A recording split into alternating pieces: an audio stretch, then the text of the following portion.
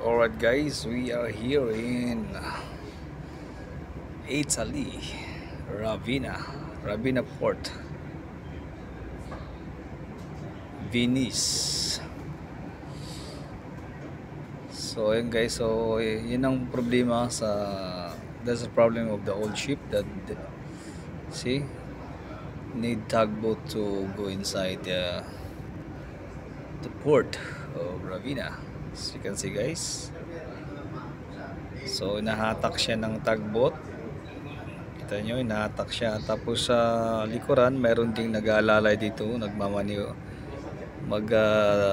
hahatak din sa positioning ng barko. O, di ba? So, pero mabilis pa rin.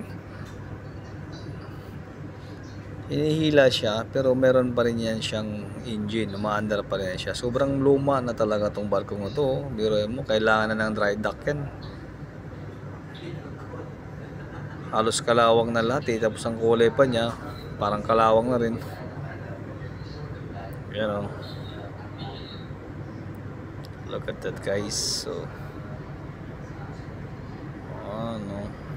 So yung isang tugboat ay siya yung nag-guide sa likuran sa positioning ng barko.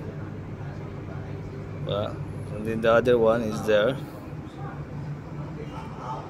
Pero mabilis pa rin, no? Nice.